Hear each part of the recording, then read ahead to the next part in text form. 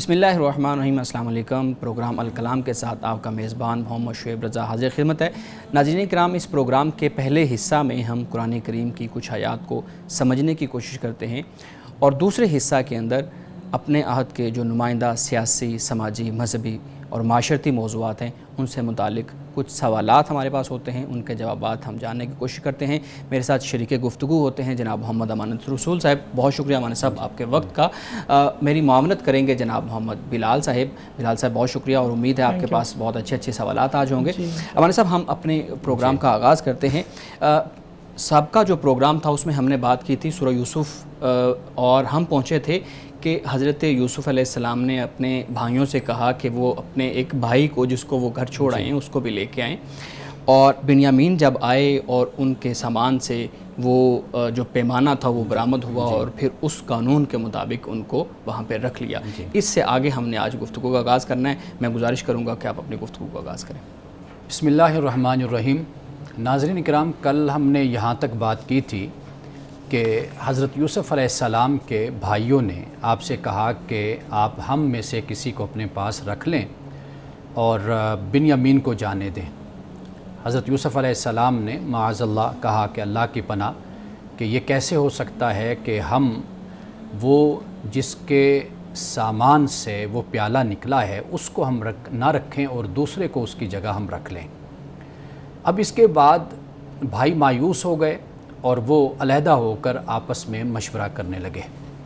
اب ان میں سے ایک بھائی جس کا نام یہوذا بتایا جاتا ہے، یہی وہ بھائی تھا کہ جس نے مشورہ دیا تھا کہ حضرت یوسف علیہ السلام کو قتل نہ کیا جائے بلکہ ان کو زندہ کنویں میں پھینک دیا جائے۔ تو یہ وہی بھائی ہے کہ جس نے کہا کہ بھائی پہلے تو ہم نے اپنے والد سے ایک عہد کیا ہے، میثاق، اور ایک وعدہ کیا ہے کہ ہم بنیامین کو واپس لائیں گے اور حفاظت کے ساتھ لائیں گے، اور دوسری بات یہ ہے کہ تمہیں معلوم ہے کہ ہم یوسف کے بارے میں بھی پہلے زیادتی کر چکے ہیں۔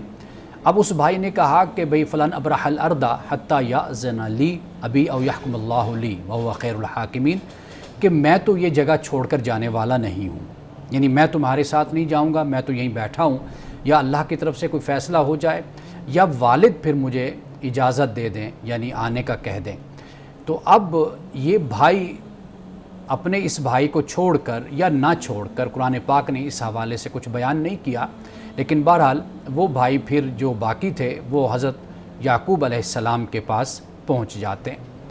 حضرت یعقوب علیہ السلام سے جا کر یہ بتاتے ہیں، بلکہ جو یہوذا بھائی ہے اسی نے ان بھائیوں سے کہا کہ جا کر آپ اپنے والد سے اس بات کا ذکر کرو کہ آپ کا جو بیٹا ہے ان ابنہ کا سرق، کہ اس نے چوری کی ہے، اور ہم اگرچہ اس پر گواہ تو نہیں ہیں لیکن ہمیں معلوم یہ ہوا ہے، اور ہم غیب کی حفاظت کرنے والے بھی نہیں ہیں، نگہبان بھی نہیں ہیں، یعنی ہمیں یہ علم تو ہوا ہے لیکن ہم نے اس طرح چوری کرتے ہوئے ہم نے دیکھا نہیں ہے۔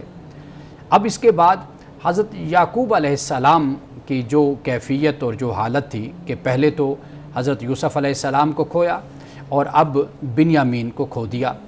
اب جو بھائی گئے تھے وہاں پر تو انہوں نے حضرت یعقوب علیہ السلام سے کہا کہ اگر آپ کو ہم پر یقین نہیں ہے، یا آپ جو بستی والے ہیں جن میں ہم رہے ہیں آپ ان سے پوچھ لیجئے، یا پھر یہ ہے کہ آپ جو قافلے والے ہیں آپ ان سے پوچھ لیجئے کہ بھئی آیا کہ ہم اس بات میں جھوٹے ہیں یا ہم اس بات میں سچے ہیں۔ حضرت یعقوب علیہ السلام اس کے بعد آپ پریشان ہو جاتے ہیں، اور آپ کی جو کیفیت ہے اور آپ کی جو حالت ہے اس پر جو بھائی ہیں یا جو ساتھ لوگ ہیں وہ یہ کہتے ہیں کہ اللہ کی قسم کہ ایسا لگتا ہے کہ آپ یوسف کو یاد کرتے کرتے آپ یا تو شدید بیمار ہو جائیں گے یا آپ ہلاک ہو جائیں گے۔ حضرت یعقوب علیہ السلام کی کیفیت اور آپ کی حالت یہ تھی، قرآن پاک اس کو بیان کرتا ہے کہ آپ کہنے لگے کہ ہائے یوسف، یہ الفاظ آپ نے فرمائے، یا اسفا، اور اس کے بعد آپ پر یہ کیفیت طاری ہوئی۔ قرآن پاک بیان کرتا ہے کہ وَابْيَضَّتْ عَيْنَاهُ مِنَ الْحُزْنِ فَهُوَ كَظِيمٌ، حضرت یعقوب علیہ السلام کی آنکھیں سفید ہو گئی اور وہ برداشت کرنے والے تھے۔ یہاں پہ ناظرین اس بات کا خاص طور پہ ذکر کرتا چلوں کہ قرآن مجید سے پہلی کتابوں میں اس بات کو بیان کیا گیا ہے کہ حضرت یعقوب علیہ السلام نے اپنے بیٹوں کی اس جدائی میں آپ نے ایک ٹاٹ کا لباس باندھ لیا تھا اپنے کولے پہ، اور پھر یہ ہے کہ آپ جنگلوں کو نکل گئے تھے اور آہ بکا کرنے لگے اور آپ چیخنے چلانے لگے، رونے لگے، یعنی بالکل ایک ایسا مظاہرہ کہ جو ایک نبی کی اور پیغمبر کی شان کے خلاف ہوتا ہے، اس کو بیان کیا جاتا ہے۔ لیکن قرآن پاک نے صرف اتنی بات بیان کی ہے کہ وَبْيَضَّتْ عَيْنَاهُ مِنَ الْحُزْنِ فَهُوَ كَظِيمٌ، کہ حضرت یوسف علیہ السلام، حضرت یعقوب علیہ السلام کی آنکھیں سفید ہو گئیں اور وہ برداشت کرنے والے تھے۔ آنکھیں سفید ہونے سے مراد یہ ہے کہ جیسے آنکھیں ڈبا جاتی ہیں، جیسے انسان جسے غلبۃ البکا کہا جاتا ہے کہ انسان روتا ہے، کہ جیسے کسی نے حضرت یوسف علیہ السلام کا ذکر کیا، کسی نے حضرت بنیامین کا ذکر کیا تو حضرت یعقوب علیہ السلام رونے لگ گئے۔ یا ایسا ہوتا ہے کہ انسان کسی کا بچہ دیکھتا ہے، نوجوان، اور اس نوجوان بیٹے کو یا بچے کو دیکھ کر انسان کو اپنے بچے یاد آ جاتے ہیں۔ اگر اولاد دنیا سے چلی جاتی ہے، فوت ہو جاتی ہے، تو پھر بھی والدین کو صبر آ جاتا ہے، لیکن اگر اولاد اس طریقے سے غائب ہو جائے، اغوا ہو جائے یا کسی اور وجہ سے ماں باپ کے سامنے نہ رہے، تو پھر جو والدین کی کیفیت ہوتی ہے وہ ناقابل بیان ہوتی ہے۔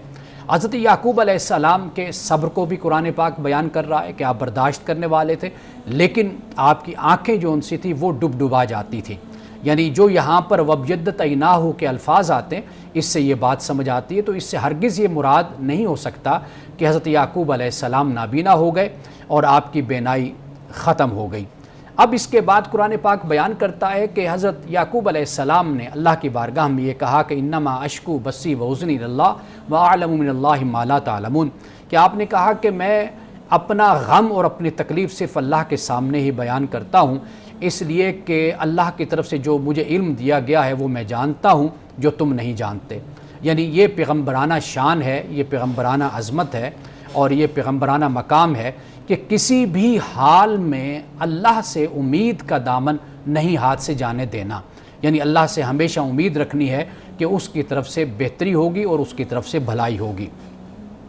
حضرت یعقوب علیہ السلام نے اپنے بچوں کو اس بات کی نصیحت فرمائی۔ آپ نے فرمایا کہ یا بنی اذهبوا فتحسسوا، اے میرے بچوں کہ تم جاؤ اور تم تلاش کرو بنیامین کو بھی اور بنیامین کے بھائی یعنی حضرت یوسف علیہ السلام کو، اور ولا تیأسوا من روح اللہ، اور اللہ تعالیٰ کی جو رحمت ہے اس سے تم مایوس نہ ہو، اس لیے کہ سوائے قوم کافر کے اللہ کی رحمت سے کوئی بھی مایوس نہیں ہوتا۔ اب یہ معاملہ ہے، یہ مکالمہ ہے کہ جسے یہاں پر قرآن پاک بیان کرتا ہے۔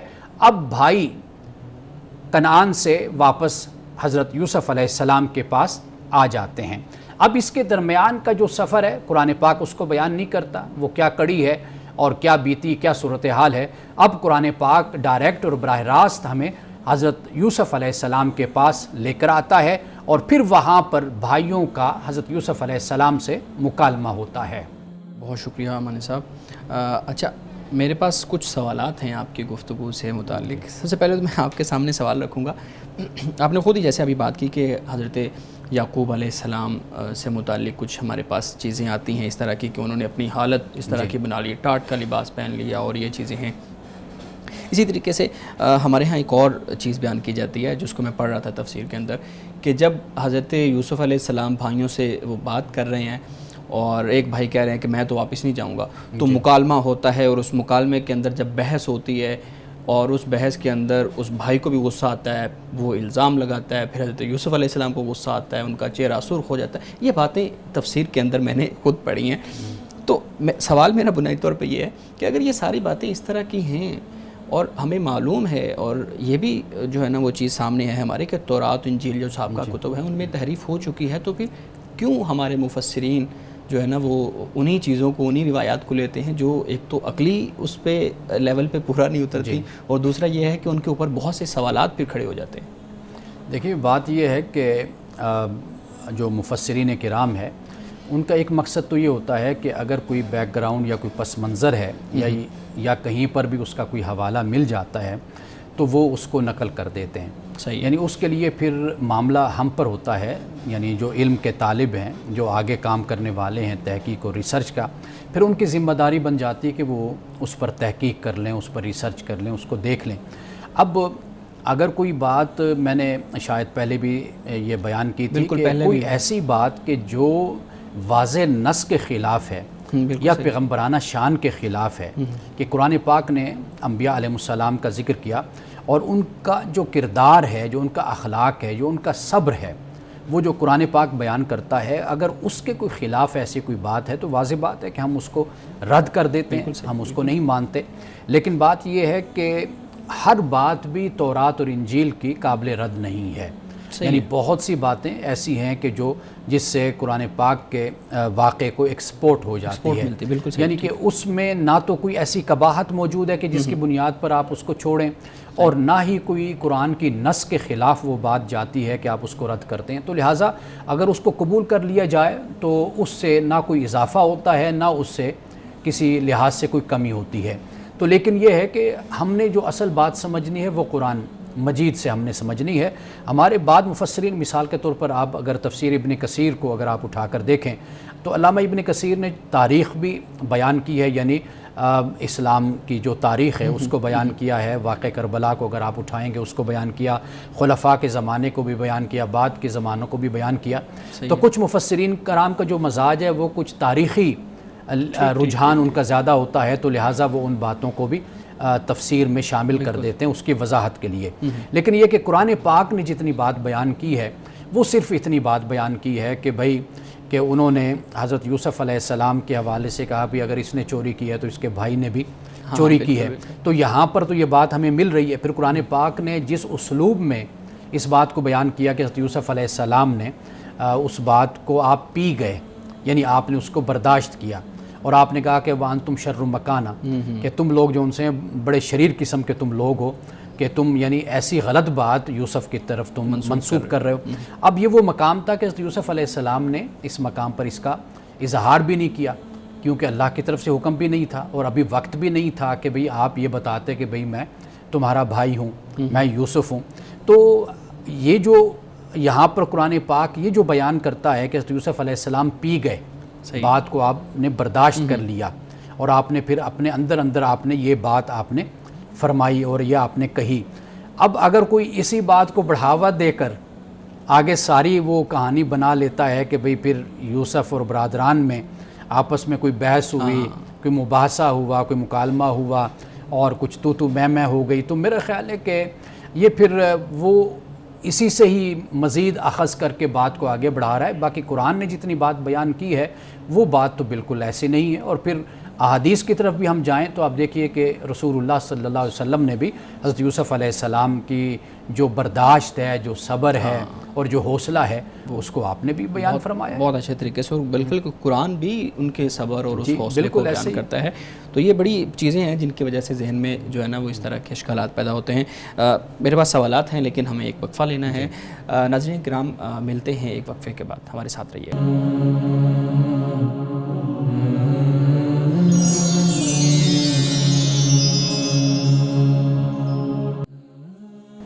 Welcome back. امانہ صاحب، اگلا سوال میں آپ کے سامنے رکھتا ہوں۔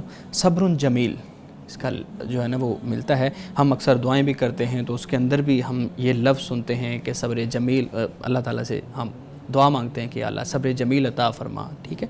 اب یہ صبر جمیل ہے کیا، اس کا معنی کیا ہے اور اس کو کیسے بیان کیا جا سکتا ہے؟ مطلب ایک تو صبر ہوتا ہے نا، جس طرح ہم کہتے ہیں کہ یار صبر کرو، ایک یہ ہے کہ صبر جمیل کیا ہے، اس کو ذرا واضح کیجیے۔ دیکھیے، صبر جمیل اگر آپ خدا کے سامنے روتے ہیں اور خدا کے سامنے آپ گریہ‌وزاری کرتے ہیں تو یہ صبر جمیل کے خلاف نہیں ہے۔ اچھا، صبر جمیل کے خلاف یہ ہے کہ مخلوق خدا کے سامنے، لوگوں کے سامنے رونا، چلانا، شور کرنا، بے صبری کا مظاہرہ کرنا، یہ صبر جمیل کے خلاف ہے۔ اچھا، صبر جمیل در حقیقت یہ ہے کہ انسان اپنا وقار، اپنی متانت اور اپنی شخصیت لوگوں کے آگے نہ کھوئے۔ یعنی ایک طریقہ یہ ہوتا ہے کہ اگر کوئی ایسے خدا نخواستہ کوئی مصیبت آن پڑی تو کچھ لوگ ہوتے ہیں کہ وہ بالکل ہی آپے میں نہیں رہتے، یعنی اپنا حوصلہ بھی کھو دیتے ہیں، اپنی شخصیت بھی کھو دیتے ہیں، اپنا وقار بھی کھو دیتے ہیں۔ یہ جو رویہ ہوتا ہے یہ صبر جمیل کے خلاف ہوتا ہے۔ ایک شخص وہ ہوتا ہے کہ جس کا انداز ایسا ہوتا ہے کہ وہ لوگوں میں یعنی رو بھی رہا ہوتا ہے لیکن اپنا وقار اور اپنی شخصیت بھی برقرار رکھتا ہے۔ جیسے رسول اللہ صلی اللہ علیہ وسلم، آپ کے جو صاحبزادے حضرت ابراہیم جب فوت ہوئے تو آپ کی چشمان مبارک سے آنسو بہہ رہے تھے، تو صحابہ نے عرض کی یا رسول اللہ صلی اللہ علیہ وسلم آپ بھی رو رہے ہیں؟ تو رسول اللہ نے فرمایا کہ یہ جو رونا ہے یہ تو خدا کی طرف سے ہے، یعنی جو آنکھوں میں آنسوں کا آنا ہے یہ در حقیقت ہے کہ جو اللہ کی رحمت ہے کہ انسان روتا ہے۔ ہاں، منع کس بات سے کیا گیا؟ منع یہ کیا گیا کہ انسان بے صبری کا مظاہرہ کرے اور انسان اپنا گریبان پھاڑ دیتا ہے، انسان اپنے کپڑے پھاڑ دے، انسان اپنے چہرے کو نوچتا ہے، اپنے چہرے کو پیٹتا ہے۔ یہ جو رویہ انسان اختیار کرتا ہے یہ ہے کہ جو صبر جمیل کے خلاف ہے۔ قرآن پاک میں ایک مقام نہیں، 2-3 اور مقامات بھی ہیں کہ جہاں پہ اللہ سبحانہ و تعالیٰ نے فصبر صبرا جمیلا اس بات کی تلقین فرمائی ہے کہ صبر کرو۔ کون سا صبر؟ کہ جو خوبصورت ترین جو صبر ہے وہ تم اختیار کرو۔ اور اس کی سمپل جو سادہ تعریف ہے، طریقہ ہے، وہ یہ ہے کہ اللہ کے سامنے انسان کا رونا، انسان کا گڑ گڑانا، گریہوزاری کرنا، دعا کرنا، یہ صبر جمیل کے خلاف نہیں۔ رب کے سامنے جتنا چاہے بندہ روئے، جتنا چاہے مانگے، آہو بکا کرے رب کے سامنے، وہ رب کو پسند ہے۔ لیکن لوگوں کے سامنے جب انسان ایسا رویہ اختیار کرتا ہے تو وہ پھر اس کو پھر صبر جمیل اس کو نہیں کہا جاتا۔ اس لیے کہ آپ دیکھیے لوگوں کے سامنے جو رونا ہوتا ہے نا، لوگ تو پھر اس کو مذاق بنا لیتے ہیں نا۔ بالکل صحیح۔ یعنی وہ کہتے ہیں کہ جی یہ دیکھو جی کتنا بے صبرا ہے اور یہ رو رہا ہے اور اس کے اندر ذرا بھی حوصلہ نہیں ہے، برداشت نہیں ہے، اور یہ تو عجیب سا آدمی ہے۔ تو یہ جو لوگوں کے سامنے ہے در حقیقت رونا، چلانا، شور شرابہ کرنا، یہ صبر جمیل کے خلاف ہوتا ہے۔ رب کی بارگاہ میں رونے پہ کوئی بھی اس طرح کی پابندی نہیں ہے انسان پر۔ بالکل ٹھیک ہے، بالکل ٹھیک۔ اچھا، انہی آیات کے اندر انما اشکو بسی کا جو الفاظ ہیں وہ آئے ہیں۔ میں نے ایک جگہ پڑھا کہ جو شکوہ ہے خدا کی ذات کے سامنے وہ حرام ہے، یعنی خدا کی ذات کے سامنے اس طرح کی کوئی بات نہیں ہونی چاہیے۔ جبکہ ہم یہ دیکھ رہے ہیں کہ یہاں پہ حضرت یعقوب علیہ السلام کہہ رہے ہیں انما اشکو بسی، تو یہ دونوں باتیں ایک دوسرے کے خلاف آ رہی ہیں۔ اور پڑھا بھی میں نے بتایا، میں ایک تفسیر کے اندر یہ بات پڑھی ہے، اس پہ کیا بات کریں گے؟ دیکھیے اشکو سے مراد نہیں یہاں پر بیان کرنا ہے، انما اشکو بسی و حزنی، کہ میں بیان کروں گا، میں بیان کرتا ہوں اپنی تکلیف اور اپنا حزن اپنے رب کی بارگاہ میں، یعنی میں اپنی بات اپنے رب کے سامنے رکھتا ہوں، اپنے رب کے سامنے میں اپنی تکلیف کو اور اپنے حزن کو، اپنے ملال کو، اپنے غم کو میں اپنے رب کے سامنے میں رکھتا ہوں۔ تو یہاں پر اشکو سے مراد یہ ہے۔ ٹھیک ہے۔ باقی دیکھیے جو شکوہ ہوتا ہے اگر وہ لاڈ کے معنی میں بھی ہو تو ایک مخلوق، ایک اللہ کا بندہ، ایک پیغمبر اپنی بات تو خدا کے سامنے ہی رکھتا ہے نا۔ اسی سے ہی جیسے ہم کہہ لیں کہ جو لفظ میں نے بولا لاڈ کرتا ہے، وہ اللہ سبحانہ و تعالیٰ کا مقرب بندہ ہے، وہ اپنی بات، وہ اپنا سب کچھ خدا کے سامنے ہی اس کو بیان کرتا ہے۔ طریقہ کار بھی تو ہو سکتا ہے نا بات کرنے کا، خدا کے ساتھ جس طرح کا تعلق ہے وہ، ہم نے کئی اس طرح کی چیزیں، واقعات سنے ہیں کہ خدا کے ساتھ اور طرح سے، یعنی اپنی پنجابی زبان میں، سرائکی زبان میں، یا جو آپ کی نیٹیو زبان ہے اس کے اندر انہی الفاظ کے ساتھ خدا کو پکارنا۔ دیکھیے ایک جو شکوہ ہوتا ہے نا وہ ناشکری کا انداز ہوتا ہے، صحیح ہے، تو اس کی ممانعت ہے کہ رب کی بارگاہ میں کہ انسان پر کوئی تکلیف چھوٹی سی آ گئی تو وہ رونے بیٹھ گیا اور یہ بھول گیا کہ رب نے اور کیا کچھ اس کو عطا کیا ہوا ہے۔ انسانی نفسیات اور انسانی فطرت ہے کہ وہ دسترخوان پر جو نعمتیں پڑی ہوتی ہیں ان کی قدر نہیں کرتا، اور جو نہیں ہوتی تو اس کے بارے میں سوچ رہا ہوتا ہے۔ تو یہ جو اللہ تعالیٰ نے، میں آپ کو بتاؤں کہ کل کی بات میں آپ کو سنا دیتا ہوں کہ میں گاڑی پہ آ رہا تھا، آپ نے بک کروا کر مجھے دی تھی۔ اب وہ ڈرائیور جو ہے وہ، اس کا ایک بیٹا کسی خاص بیماری میں مبتلا ہے، یعنی وہ اس طرح کہ اس وقت اس کی عمر اگر 16 سال کی ہے، 15 سال کی، تو وہ بچہ بالکل ابھی ایسے ہی ہے کہ جیسے کوئی 2-4 سال کا بچہ ہے۔ اچھا، اس کی گردن بھی ڈھیلی ہے اور وہ واش روم نہیں جا سکتا، پیمپر لگایا جاتا ہے۔ میں وہیں بیٹھا اس کی باتیں میں سن رہا تھا، تو میں سوچ رہا تھا کہ ہم کتنے ناشکرے لوگ ہیں کہ اللہ نے ہمیں صحت بھی دی، ہماری اولاد بھی صحت مند، اللہ نے ہر طرح کی نعمت ہمیں دی ہے، لیکن وہ جو ایک شکر گزاری انسان کے اندر ہوتی ہے کہ لمحہ لمحہ خدا کا شکر ادا کرے، وہ ہمارے اندر نہیں ہے۔ ہم ہمیشہ وہ چیز سوچ رہے ہوتے ہیں جو ہمارے پاس نہیں ہوتی اور جو ہم سے چھنی ہوتی ہے، یا اللہ نے کسی آزمائش یا امتحان یا کسی وجہ سے وہ ہمیں عطا نہیں کی ہوتی، ہم اس کے بارے میں فکر مند ہوتے ہیں۔ یعنی یہ صحت دیکھیے کتنی بڑی خدا کی نعمت ہے، اور پھر صحت مند اولاد خدا کی طرف سے عطا ہوئی کہ یہ کتنی بڑی نعمت ہے۔ اور وہ ماں اور وہ باپ کتنی تکلیف میں ہوں گے کہ جو ہر وقت اس بچے کو جو بستر پہ لیٹا ہوا ہے اس کو کھلاتے بھی ہیں۔ وہ بتا رہے تھے کہ بھئی 1.5 گھنٹہ 1 گھنٹہ بھی ماں اگر اس کے سامنے نہ ہو بچے کے تو وہ بچہ چپ کر جاتا ہے، اور پھر کھاتا بھی اپنی ماں کے ہاتھوں سے ہے. اب آپ دیکھیے وہ بیچاری ماں کی کیا زندگی ہوگی کہ جہاں جانا اس کو ساتھ لے کر جانا. تو گویا کہ انسان اگر اپنی زندگی پر نظر ڈالے اپنے آپ پر تو میرا خیال ہے وہ پھر سجدے سے بھی سر نہ اٹھائے کہ جتنی نعمتیں اور جتنے احسانات اور فضل اللہ کے انسان کی ذات پر ہیں. بس وہ ایک انسان کو ساری چیزیں جب موجود ہوتی ہیں تو پھر اس کو ان کی قدر نہیں ہوتی, وہ دوسرے جو اس کے مقابل میں لوگوں کے پاس ہوتی ہیں ان کی طرف ملتے ہیں. کچھ سوالات اور بھی ہیں, یہاں پہ ایک وقفہ لینا ہے مجھے. ناظرین کرام ہمارے ساتھ رہیے گا, ملتے ہیں وقفے کے بعد.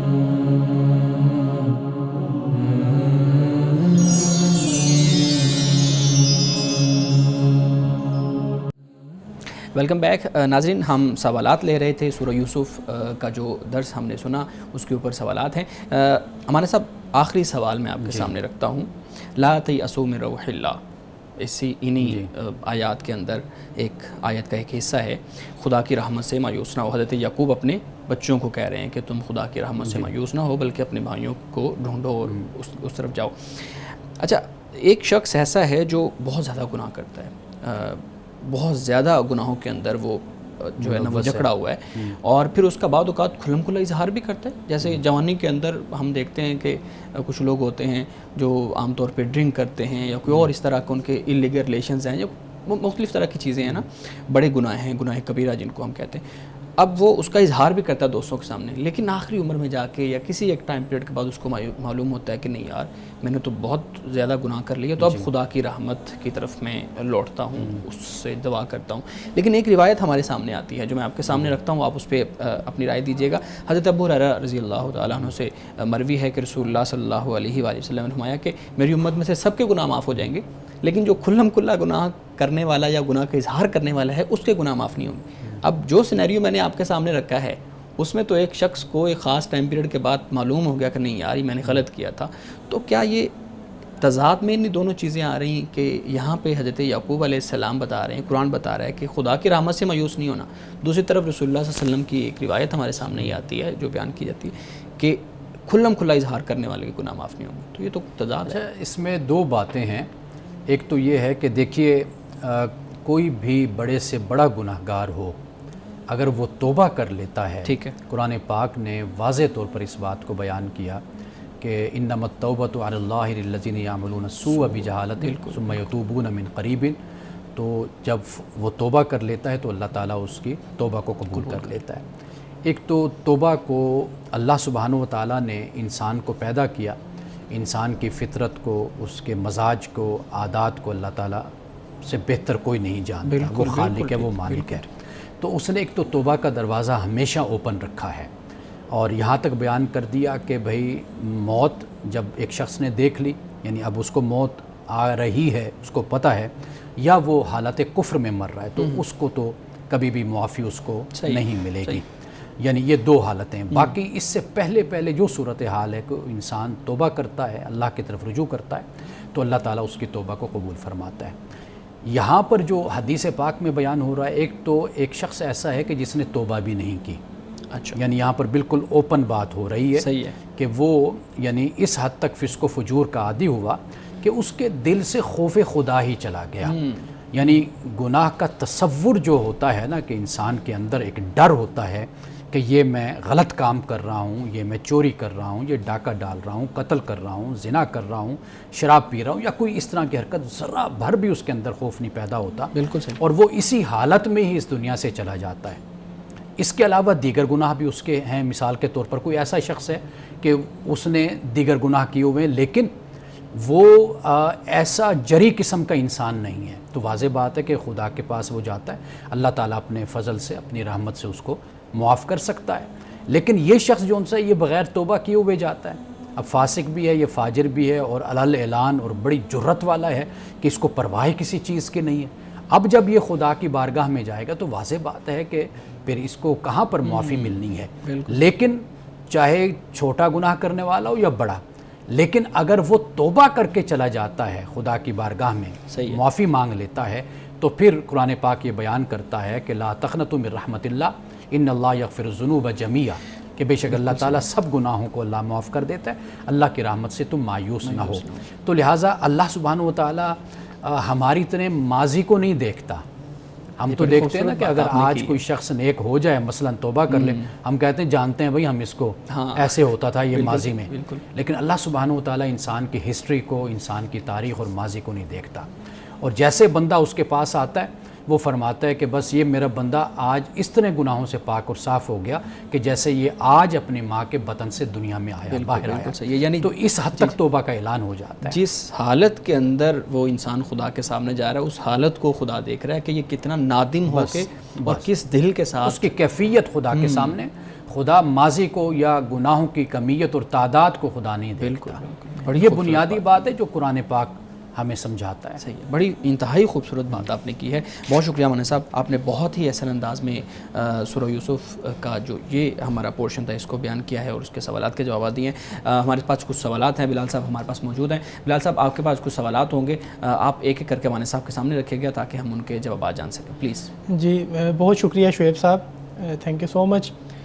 سر میرے پاس کچھ سوالات ہیں، اور جو پہلا سوال ہے آج کے ہمارے اس سیشن کا وہ یہ ہے کہ لڑکی اپنی شادی کے دن میک اپ کرواتی ہے، دلہن بنتی ہے، اب سوال یہ ہے کہ اس کا میک اپ ہوا ہے، اس نے نماز ادا کرنی ہے، تو وہ کیا ہر نماز کے لیے وضو کرے گی؟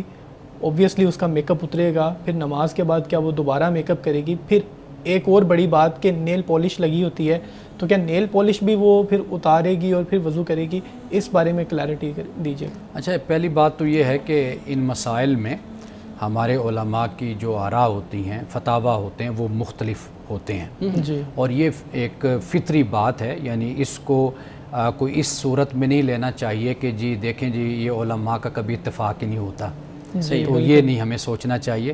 کیوں؟ اس لیے کہ رسول اللہ صلی اللہ علیہ وسلم کے زمانے میں تو ایسی کوئی صورت نہیں تھی کہ جس کی بنیاد پر ہم یہ بات کہہ سکیں کہ بھئی آپ کے دور میں اگر پالش تھی، نیل پالش تھی یا میک اپ تھا تو وہ کیا طریقہ اختیار کرتے تھے۔ اب اس کے حوالے سے نا تین آراء ہمارے سامنے علماء کی آتی ہیں۔ ایک رائے تو یہ ہے کہ جیسے آپ مسح کرتے ہیں، یعنی آپ نے اگر جرابیں پہنی ہوئی ہیں یا موزے پہنے ہوئے ہیں تو آپ مسح کر لیتے ہیں، تو اسی طرح اگر ایک خاتون وضو کر کے اپنا پھر اس کے بعد نیل پالش لگا لیتی ہے تو وہ اس کے بعد پھر جتنے بھی یعنی وہ اس کے بعد وضو کرے گی تو اس کے بعد وہ مسح کر کے جیسے ہم اپنے جرابوں پر یا اپنے موزوں پر کر لیتے ہیں اسی طریقے سے وہ ایک دن کے لیے وہ نمازیں پڑھ سکتی ہے۔ صحیح ہے، ایک تو مسئلہ یہ بیان کیا جاتا ہے۔ دوسرا مسئلہ یہ بیان کیا جاتا ہے جو زیادہ شدت کا ہے، وہ یہ ہے کہ ہر وضو کے لیے وہ نیل پالش کو اتارے گی، صاف کرے گی، پھر اس کے بعد وہ دوبارہ وضو کرے گی، پھر نماز پڑھے گی، پھر لگا لے، پھر اگر وضو ٹوٹ جاتا ہے تو پھر بھی وہ اتار کر کرے گی۔ صحیح ہے، جی ٹھیک ہے، نیل پالش۔ ٹھیک ہے۔ تیسری رائے یہ ہے کہ جو یہ نیل پالش لگی ہوئی ہے یہ ایسے ہی ہے کہ جیسے لوگ رنگ ساز ہوتے ہیں، ڈسٹمبر کرنے والے ہوتے ہیں، چونا کرنے والے ہوتے ہیں، تو ان کے بھی لگے ہوتے ہیں۔ آپ دیکھیے کہ اب اگر یہ اتارنے پر لگ جائیں تو ان کو بڑی مشکل پیش آتی ہے، اور پھر اسی طریقے سے ہم نے دیکھا کہ ہمارے ساتھ مسجد میں کپڑے بھی ان کے رنگ والے ہوتے ہیں، ہاتھ بھی ایسے چونے اور ڈسٹمبر والے ہوتے ہیں، اسی کے ساتھ وضو کر کے وہ آ کر نماز پڑھ لیتے ہیں۔ اب وہ بیٹھیں اگر اپنی جلد سے ڈسٹمبر اتارنے بیٹھ جائیں، پاؤں سے اتارنے بیٹھ جائیں، ہاتھوں سے اتارنے بیٹھ جائیں تو بہت مشکل پیش آئے گی، تو وہ اسی طریقے سے ہی وضو کر کے نماز پڑھ لیتے۔ یہ تیسری رائے ہے۔ اور چوتھا مسئلہ یہ ہے کہ اب میرا خیال ہے کہ ناخن پالش والا جو مسئلہ ہے وہ بھی اب نہیں رہا، اب وہ آرٹیفیشل چیزیں بھی آ گئی ہیں کہ جو استعمال کر لی جاتی ہیں اور ریموور بھی ہوتے ہیں وہ بھی استعمال ہو جاتے ہیں، وہ تو لیکن وہ تو تب ہوگے نا جب آپ نیل پالش لگائیں گے تو پھر آپ اس کو استعمال کریں گے نا۔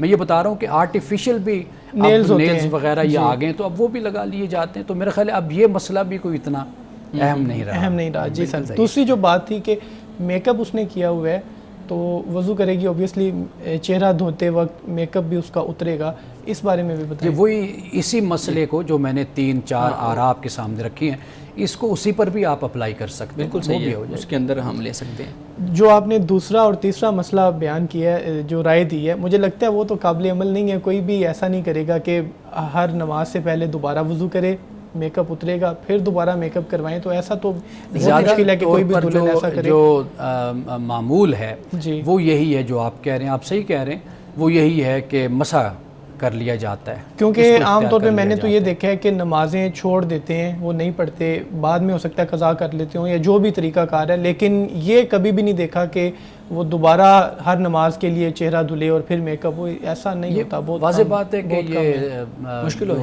بہت مشکل ہے. تو یہ اب یعنی خواتین کو بتایا جائے کہ وہ مسح کر لیں اور اس کے بعد پھر اسی میک اپ کے ساتھ, یعنی وہ میک اپ لگا رہے, کوئی مسئلہ نہیں ہے. بالکل ایک رائے تو ہے نا, یہ ہمارے سامنے جیسے بیان کیا ہے, رائے تو ہے.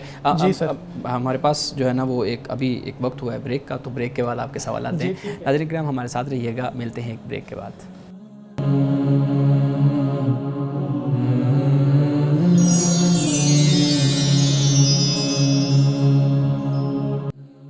Welcome back. ناظرین ہم سوالات لے رہے تھے اور بلال صاحب آپ مزید سوالات ہمارے صاحب کے سامنے رکھیے. سر سیکنڈ کوسچن یہ ہے کہ میں آپ کو ایک بیک گراؤنڈ بتاتا ہوں. میں نے کئی فرینڈس کو بھی ایسا دیکھا ہے جس میں ان کی اپنی غلطی نہیں ہوتی, ان کے والد صاحب کی یا والدہ کی طرف سے کوئی غلطی ہوتی ہے, پیرنٹس کی مسٹیک ہوتی ہے, لیکن پھر بھی ظاہرہ پیرنٹس بڑے ہیں, قابل احترام ہیں, تو ان کی رسپیکٹ کی جاتی ہے. لیکن دیکھا یہ ہے کہ والدین پھر بھی بچوں کو بعض اوقات کوئی بد دعا دے دیتے ہیں غصے میں آ کر. کئی والدین کو ایسا دیکھا ہے, شاید وہ دل سے نہ دیتے ہوں لیکن غصے میں آ کے وہ بد دعا ضرور دیتے ہیں. تو آپ یہ بتائیں کہ اگر اولاد کی غلطی نہ ہو, غلطی والدین کی ہو, پھر بھی والدین کی دی ہوئی بد دعا اولاد کو لگ سکتی ہے؟ دیکھیے پہلی بات تو یہ ہے کہ والدین کا دل نہیں دکھانا چاہیے. جی, بنیادی بات یہ ہے. یعنی وہ اس طرح کہ والدین جو بات کہہ رہے ہیں وہ بات درست ہے, صحیح ہے, تو اولاد کو اس کو ضرور کنسیڈر کرنا چاہیے, اس پر غور ضرور کرنا چاہیے. جی, باقی معاملہ یہ ہے کہ جہاں پر والدین کی اگر غلطی ہے تو یہ بات واضح ہے کہ والدین کے علاوہ کسی کے ساتھ بھی کوئی معاملہ ایسا ہوتا ہے کہ جس میں ایک شخص کہ جسے کوئی بد دعا دیتا ہے, کوئی بات ایسی کہتا ہے, کسی غلط فہمی کی بنیاد پر کہتا ہے, تو واضح بات ہے کہ اگر وہ شخص قصوروار نہیں ہے, وہ ظالم نہیں ہے, جی, وہ مجرم نہیں ہے, تو اس کو کیسے وہ بد دعا لگ سکتی ہے. تو اس لیے جو شخص ایسا کرتا ہے در حقیقت اس کو ایک تو اپنے رویے پر غور کرنا چاہیے, سوچنا چاہیے. اور دوسری بات یہ ہے کہ ممکن ہے کہ جو بد دعا دینے والا ہے وہی خدا کے ہاں گناہگار ٹھہرے, اس وجہ سے کہ ایک شخص جو خود گناہگار ہے یا خود غلطی پر ہے اور خود صحیح بات پر نہیں کھڑا ہوا, اس کے باوجود وہ خدا کی بارگاہ میں دوسرے کو بد دعا دے رہا ہے. تو گویا کہ خدا کو تو یہ طریقہ پسند نہیں ہے نا, کہ خدا ظالم کی بات تو نہیں سنتا, خدا تو ہمیشہ مظلوم کی آواز کو سنتا ہے. اور جیسے حدیث پاک میں آتا ہے کہ جو مظلوم ہوتا ہے اس کی جو بد دعا ہے, دعا ہے, وہ تو عرش سے بھی گزر کر خدا کی بارگاہ میں پہنچتی ہے, عرش بھی اس کے لیے رکاوٹ نہیں بنتا. تو یہاں پر جو معاملہ سامنے آتا ہے وہ یہی ہے کہ والدین ذمہ دار اگر ہیں تو ان کی جو بد دعا ہے وہ اولاد کے حق میں تو کبھی نہیں جائے گی. ممکن ہے کہ اس سے ان کو گناہ ہو کہ بھئی انہوں نے خود غلط ہو کر بھی اپنی اولاد کو بد دعا دی ہے. جی سر, ایک چیز میں مزید ایڈ کرنا چاہوں گا. ہمارے ہاں یہ بھی کہا جاتا ہے نا کہ دنیا مکافات عمل ہے. اگر ایک شخص نے اپنے والدین کے ساتھ اچھا سلوک نہیں کیا تو اس کے بچے بھی سیم ایز اٹ از اس کے ساتھ کریں گے. اور ہمارے ہاں بہت جو ہے نا مشہور ہے یہ بات کہ چلو یہ جدو یہ بڑا ہوئے گا نا پھر دیکھیں گے اندر اولاد ایویں ہی کرے گی, ٹھیک ہے. اور ایک وہ ہمارے ہاں ایک روایت سے بھی بیان کی جاتی ہے کہ وہ ایک شخص اپنے باپ کو پھینکنے جا رہا تھا نہر میں, تو اس نے کہا تھوڑا سا آگے پھینکنا کیونکہ یہاں میں نے اپنے باپ کو پھینکا تھا. تو یہ ضروری ہے کہ اگر ایک نسل نے اس طرح کی غلطی کی ہے تو اگلی چاہے جتنی مرضی اچھی ہے وہ ایسے ہی کرے گی. دیکھیے جو یہ سبق آموز قصے ہوتے ہیں نا, ان کو عقل کے پیمانے پہ اس طریقے سے نہیں پرکھتے. یعنی آپ اس کا ہر پہلو سے جائزہ نہیں لے سکتے. اس میں ایک چیز بیان ہوتی جو انسان کو سمجھائی جاتی ہے, جیسے لطیفہ ہوتا ہے. جی, اب لطیفے کو سن کر آپ نے اس کا جو اصل پوائنٹ ہے اس سے آپ نے ایک حظ جس کو کہتے ہیں ایک آپ نے لطف اٹھانا ہوتا ہے. صحیح ہے. اگر آپ اس کی گہرائی میں چلے جائیں اور اس کا جائزہ لینا شروع کر دیں تو پھر وہ لطیفہ نہیں رہتا. اسی طرح جو کہانی ہوتی ہے اس میں صرف اتنی سی بات ہے کہ اولاد کو خبردار کیا گیا, انہیں بتایا گیا کہ دیکھو اگر آج آپ اگر یہ سلوک کر رہے ہیں تو پھر کل آپ اپنے اس رویے کے نتیجے میں جو ماحول بنے گا، جو حالات بنیں گے، تو پھر اس کے لیے تم بھی تیار رہو۔ یعنی مثال کے طور پر میں نے دیکھا ہے کہ جو بچے یعنی اولاد یا بیٹے یا بیٹی اپنی اولاد کے سامنے اپنے والدین کے ساتھ حسن سلوک سے پیش آ رہے ہوتے ہیں، وہ جب اس مقام پر پہنچتے ہیں اپنے ماں باپ کی جگہ پر، تو پھر اولاد ان کے ساتھ بھی حسن سلوک سے پیش آ رہے ہیں، کیونکہ ان کے بچپن سے ایک تربیت ہوئی ہوتی ہے، انہیں پتہ ہوتا ہے کہ بھئی ہمارا باپ اپنے ماں باپ کے سامنے خاموش ہوتا تھا یا ادب کرتا تھا، یا ان کے سامنے بولتا اونچا نہیں تھا، یا لڑتا نہیں تھا، بے ادبی نہیں کرتا تھا، تو وہ بچوں کی آٹومیٹیکلی ایک جیسے آپ کہیں لاشعوری طور پر ایک تربیت ہوتی چلی جاتی ہے۔ اسی طرح اگر بچے یہ دیکھتے ہیں کہ ہمارا باپ اپنے ماں باپ کے ساتھ لڑ رہا ہے، جھگڑ رہا ہے، تو وہ خود بخود ایک اس طرح کی تربیت اور ماحول بنتا ہے کہ کل بچے خود یہ کہیں گے کسی نہ کسی بات پر کہ آپ خود اپنے باپ کے ساتھ ایسے کرتے تھے، تو اب ہمیں بھی آپ یہ بات کرتے ہیں، تو آپ تو خود ایسے ہیں، تو آپ کے ساتھ یہ سلوک وہ اسی ماحول میں ایڈجسٹ ہوتے ہیں۔ یہ وہ ساری صورتحال میرے خیال ہے اس طرح یہ بنتی ہے۔ اور باقی جہاں تک یہ جو کہانی ہوتی ہیں، ان میں صرف اتنا ہی سبق ہے کہ بھائی مکافات عمل ہے، یا ٹٹ فار ٹیٹ جیسے ہم انگلش میں کہتے ہیں کہ آپ جیسا کریں گے آپ ویسا بنیں گے۔ بالکل صحیح جی، بلال صاحب۔ تھینک یو سو مچ سر۔ اگلا سوال یہ ہے، بعض اوقات دیکھا ہے گھروں میں باتیں چھپائی جاتی ہیں ایک دوسرے سے، اور اس وجہ سے بھی لڑائی ہو جاتی ہے۔ شاید جو باتیں چھپا رہا ہے وہ اس وجہ سے چھپا رہا ہے کہ لڑائی نہ ہو جائے کہیں بتانے سے، لیکن اس وجہ سے بھی لڑائی ہو جاتی ہے، خاص طور پہ میاں بیوی کے درمیان، کہ وہ شاید نیو کپلز میں ایسا زیادہ ہوتا ہے کہ ایک دوسرے سے باتیں چھپانے کی وجہ سے لڑائی ہو جاتی ہے۔ آپ یہ بتائیں کیا ضروری ہے کہ ہسبینڈ وائف ہر بات ایک دوسرے سے شیئر کریں ایک بہترین تعلق بنانے کے لیے؟ اچھا، ایک بات تو میں آپ کو یہ بتاؤں کہ یہ جو لڑائی ہوتی ہے نا، اس کی بنیادی وجہ شک ہوتا ہے۔ جی، یعنی کہ شک اس طریقے سے کہ خامند کو پتہ ہے کہ میری اگر یہ بات، حالانکہ اتنی بڑی کوئی بات نہیں ہے، اگر یہ بیوی کو معلوم ہو گئی تو وہ شک میں مبتلا ہوگی اور اس پر اعتراض کرے گی، پھر جھگڑا ہوگا۔ بالکل اسی طرح بیوی کو بھی معلوم ہوتا ہے کہ بھئی میرا جو خامند ہے وہ شکی مزاج ہے، بات تو اتنی بڑی نہیں ہے، لیکن اس کو پتہ چلے گی تو وہ بات کا بتنگڑ بنائے گا۔ یہاں پر اصل میں جو صورتحال ہے وہ بگڑتی ہے۔ اگر میاں بیوی میں اعتماد کا رشتہ ہے، اعتبار کا رشتہ ہے، اور وہ ایک دوسرے کے سامنے کھلی کتاب ہیں، تو میرا خیال ہے کہ پھر جو جھگڑے ہوتے ہیں نا، لڑائی ہوتی ہے، وہ پھر نہیں ہوتی۔ باقی سب سے اچھا طریقہ یہی ہوتا ہے کہ دونوں کی ایک پرائیویسی آپ کہہ لیجئے، یا دونوں کی ایک اپنی پرسنالٹی ہے، شخصیت ہے۔ بیوی ہے، خامند ہے، تو اپنی ایک پرسنالٹی ہے۔ مثال کے طور پر بیوی کے بہن بھائی ہیں، ماں باپ ہیں، ان کے ساتھ گفتگو، معاملات، بہت کچھ ایسا ہوتا ہے، جی ٹھیک ہے۔ اسی طرح خامند ہے، اس کے بھی بہن بھائی ہیں، ماں باپ ہے، بہت کچھ ایسا آپس میں ڈسکشن، گفتگو ہوتی ہے، بہت سے معاملات ایسے ہوتے ہیں۔ اگر ایک دوسرے کو نہیں کریدا جاتا تو یہ بھی بہت اچھا عمل ہے، طریقہ ہے۔ لیکن اگر ایک دوسرے پر اعتبار ہو، اعتماد ہو، اور شک نہ، انسان اصل میں جو شک ہے نا، یہ لڑائیاں بھی ڈالتا ہے، یہ جدائیاں بھی ڈالتا ہے، یہ طلاقوں تک نوبت پہنچ جاتی ہے، گھر جہنم بن کر رہ جاتے ہیں اسی میاں بیوی کے شک کی وجہ سے۔ اگر یہ نہ ہو تو پھر کوئی بھی مسئلہ نہیں ہے، پھر موبائل بھی کھلے ہوتے ہیں اور پاس ورڈ بھی نہیں لگے ہوتے، کوئی پرائیویسی نہیں، سب اٹھا کر خامند کا موبائل ہے وہ بیوی استعمال کر لیتی ہے، بیوی کا موبائل خامند استعمال کر لیتا ہے، ایک دوسرے کے ساتھ ہر بات کو شیئر کر لیتے ہیں۔ جہاں وہ کہتے ہیں نا دل میں چور نہ ہو، تو وہاں پر پھر کوئی جھگڑا نہیں ہوتا۔ انڈرسٹینڈنگ کا معاملہ۔ میرا خیال ہے کہ قرآن پاک نے جب ہن لباس لکم وانتم لباس لہن کہہ دیا نا، تو اس سے بڑھ کر پھر کیا بات ہو سکتی ہے، اور کیا پردہ بیچ میں ہوگا پھر۔ بالکل، تھینک یو سو مچ سر۔ آخری سوال لوں گا میں، ابھی ٹائم ہے جی، آخری سوال ہم لے سکتے ہیں۔ آخری سوال یہ ہے، یہ بھی لڑکیوں سے متعلق ہے کچھ۔ آپ یہ بتائیے گا کہ لڑکیاں، مسلمان لڑکیاں ہر طرح کی کھیل میں حصہ لے سکتی ہیں؟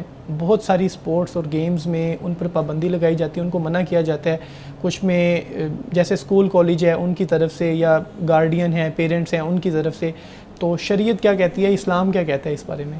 دیکھیے، بنیادی بات جو ہے نا، اس وقت جو آج کا ہمارا ماحول ہے، ہم اس پر پہلے بات کر چکے ہیں کہ کالج میں، یونیورسٹی میں بچی نے جانا ہے، پڑھنا ہے۔ اب وہ ماحول نہیں ہے کہ آپ کسی کو کسی جگہ پر کنفائن کر دیں، آپ بند کر دیں۔ اب بچے ہوں یا بچیاں ہوں، وہ ہر میدان میں آگے بڑھ رہی ہیں۔ اب اصل جو بات ہے وہ ان کی اخلاقی تربیت کی ہے، ان کے کردار کی ہے۔ خود جب ایک انسان کی شخصیت اس طرح پروان چڑھتی ہے، اس طرح بنتی ہے، وہ خود اپنے اوپر کچھ پابندیاں عائد کرتا ہے، وہ دیکھتا ہے کہ مجھے یہ کرنا ہے، مجھے یہ نہیں کرنا، میں کیا کروں، میں کیا نہ کروں۔ تو میرا خیال ہے کہ ہمیں اصل اس بات پر توجہ کرنی چاہیے کہ ہم اپنی بچیوں کی، اپنی بیٹیوں کی، بیٹوں کی ہم اس طریقے سے تربیت کریں کہ وہ خود ہی فیصلہ کریں کہ بھئی کیا اچھا ہے، کیا برا ہے۔ یعنی میں آپ کو ایک چھوٹی سی مثال دوں گا اگر وقت ہو تو۔ جی مختصر وقت ہے ہمارے پاس۔ وہ یہ ہے کہ مثال کے طور پر دیکھیے کہ یورپ ہے، وہاں پر مسلمان بچیاں بھی ہوتی ہیں۔ اب وہ جب ماں باپ پہلے دن سے تو ان کی تربیت کا خیال نہیں کرتے، لیکن جب وہ جوان ہو جاتی ہیں، اب جب وہ خود اپنی مرضی سے شادی کرنا چاہتی ہیں یا چاہتے ہیں، بیٹا ہے، تو اب ماں باپ کا اسلام جاگ اٹھتا ہے۔ اب وہ کہتے ہیں نہیں، اسلام یہ کہتا ہے، اسلام یہ نہیں کہتا، یہ ہماری روایت ہے، یہ ہمارا کلچر ہے فلاں۔ بھائی یہ بات پہلے دن سے آپ نے بچوں کو بتانی تھی نا، ان کی تربیت اس طریقے سے کرنی تھی، یہ اس کی نوبت بھی نہ آتی۔ جب وہ مینٹلی یا تربیت میں وہ اس طرح پروان چڑھ چکے ہیں، اب آپ کھڑے ہو کر ان کو یہ باتیں سمجھاتے ہیں اور پھر اب آپ آمر ڈکٹیٹر بن کر آپ ان پر حاوی ہونا چاہتے ہیں، تو یہ ناممکن بات ہو جاتی ہے۔ تو لہٰذا بچوں کو یہ بات سمجھانی چاہیے کہ بھئی آپ اپنے لباس کا کھیل میں بھی جانا ہے، آپ اپنے لباس کا خیال کریں، اپنی شخصیت کا خیال کریں۔ آپ مرد ہیں، آپ عورت ہیں، یہ آپ کا دین آپ کو کہتا ہے، یہاں تک آپ کو اجازت ہے، یہاں تک اجازت نہیں ہے۔ یہ بچوں کو آپ تعلیم دیں، پھر اس کے مطابق بچے پھر آگے بالکل قدم بڑھاتے ہیں۔ ایسے ہی ہوتا ہے کہ آپ بچوں کی تربیت کرتے ہیں اور بچے پھر خود ڈیسیجن لیتے ہیں۔ بلال صاحب، جو ہمارا وقت ہے وہ ختم ہونے کے قریب ہے۔ امانہ صاحب بہت شکریہ، آپ نے بہت احسن انداز کے اندر سورہ یوسف کی آیات کا منشا ہمارے سامنے رکھا اور بہت ہی اچھے انداز سے آپ نے سوالات کے جوابات دیے۔ ناظرین کرام، ہمارے پروگرام کا وقت ختم ہوا چاہتا ہے۔ اس دعا کے ساتھ ہم اختتام کریں گے۔ خدا تعالی ہمیں حسن کلام اور تاثیر کلام عطا فرمائے، ہماری زبان کی گروں کو کھول دے، سننے والوں تک خیر کا پیغام پہنچے۔ اجازت دیجیے، خدا حافظ۔